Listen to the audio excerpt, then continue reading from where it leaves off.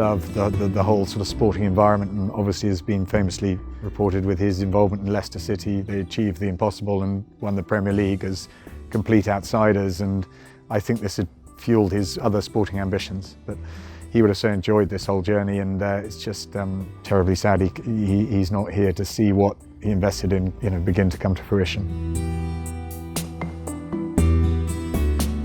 My name's Andrew Balding. I'm a racehorse trainer based in Kingsclear, Hampshire in England.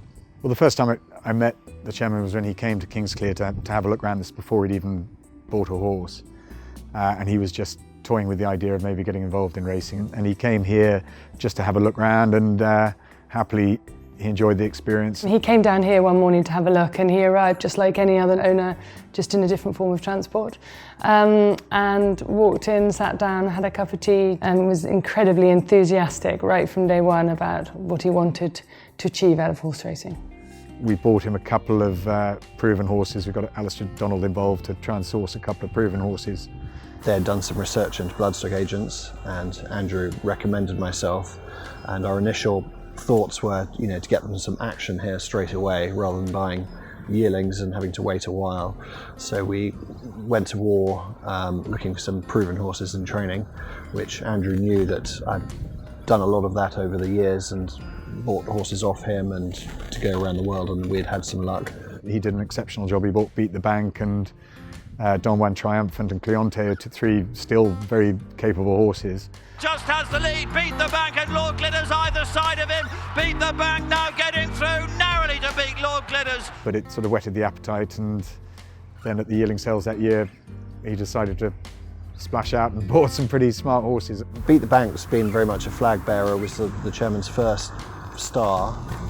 He's won 4 Group 2s and a couple of Group 3s listed races. He won at Ascot for him, at Goodwood, at Newmarket, and really gave him a taste for the excitement that he could have. He liked very much the statistics of the table, where we were in the owners' table, etc. That next year we're going to be up into the top 5, and this year he's been leading the table until last week. But I think they very much enjoy seeing the stats side of how they're getting on. Normally had one of his children with him, either the boys or his daughter, and it was very, very apparent that he loved the youth, and anyone he saw anywhere, he wanted to really sort of encourage them and help them. And I know he's done an amazing amount in Thailand for the youth of football and lots of different things, but for us he was really sweet with our children too, and very quickly was trying to persuade them to become Leicester City supporters. The children told him very quickly that they were actually all Saints fans, but Leicester could become their second team, which was great, and he very kindly sent some strips down for them, and the blue and white became sort of part of their bedroom dirty clothes pile. In terms of a 3 to 5 year plan, developing it, we very much used a little bit of an analogy in year 1, that buying these yearlings, and year 1 would be very much like a little bit of a development squad for the footballers, that these were the 15 to 17 year olds, and as a 3-year-old, that started when they're starting to peak, and as a 4-year-old, that's when we're going to have the elite squad that he wanted to. He wanted to be at Royal Ascot, at Derbies, that play at the top table. So we said it's going to take a little bit of time, and we explained the numbers that you're going to have in training, and that every year you're going to have to cull 25%, and then we can slowly start breeding from the good ones that he produces. So we very much explained a 5-year plan for him, that it would take some time and he'd have to be patient. So much, admiration and respect for him. He was always great fun at the races, and just a really good sportsman. He was clearly very intelligent, extremely determined, really knew how to create success. Yet he had a really fun side to him. You could really enjoy a giggle with him at the races. He had a very funny sense of humour. But when a horse ran badly, he would be disappointed naturally, and would be, right, we've got to do better. And you can see why he was very successful in football, business, polo. He had that winning attitude.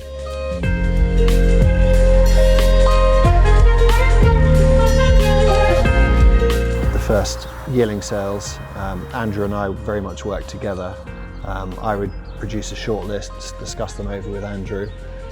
We'd send the list to the chairman. He was very interested in the pedigrees.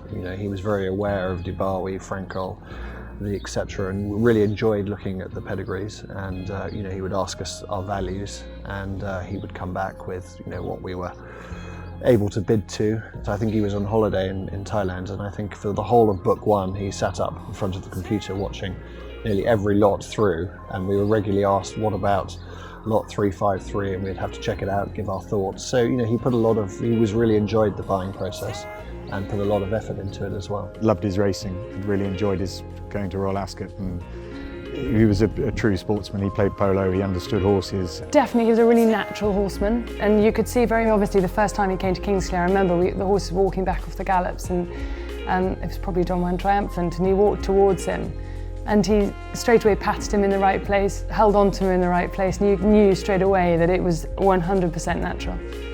The chairman, obviously he played polo, as with all of the family and children, and they'd won the Gold Cup twice, and had a lot of polo ponies. They rode well, and they understood horses.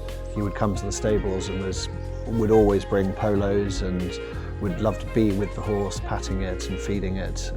So he did have a good affinity for the animal, and it wasn't just watching the horses run. He enjoyed being around horses.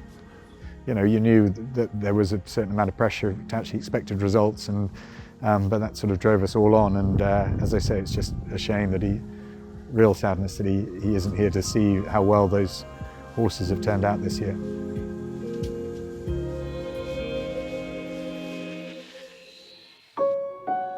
The last time we had communicated was probably a couple of weeks earlier when we had runners at Ascot, and we had just got the list of naming of all the new yearlings we bought and which trainers they were going to go to. So we were just discussing plans for the future.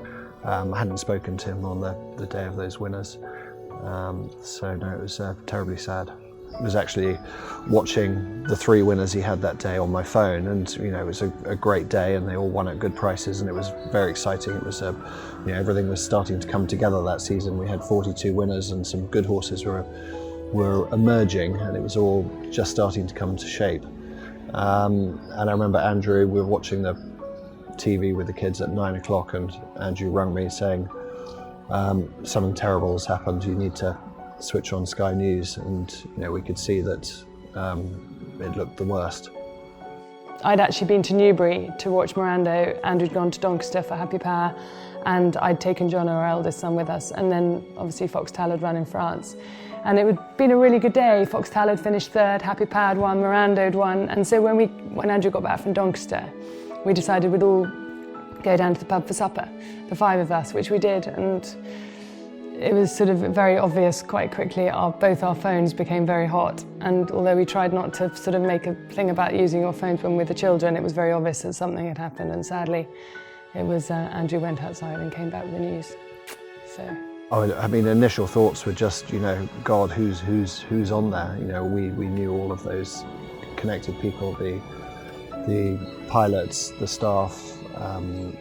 It was just, oh my God, the last thing I thought about was the horses and myself at that point. It's more of a human tragedy as your first thoughts.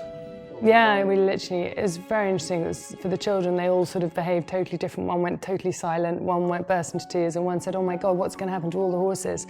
So we came home, and then obviously we stayed up and watched it on the news pretty much all night. And I think it was, I know they didn't confirm it for a long time, but for us it was, Andrew had spoken to him that day, so we knew that he was getting the helicopter to the match.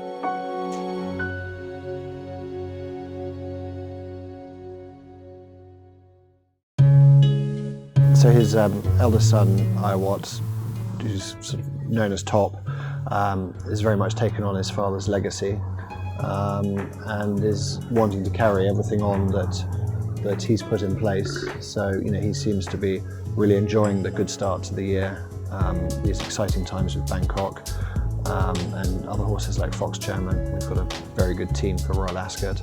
If he was still alive, it would be absolutely fantastic, and it's what he dreamt of, and it's what he talked about, and it's what he's set out to achieve. So we've got to make it the same for him. Top, his son, who's lovely, younger, much younger than me, but very enthusiastic and really prepared to throw himself into it as well. And I think and hope that the horse runs really well and sort of someone will be looking down.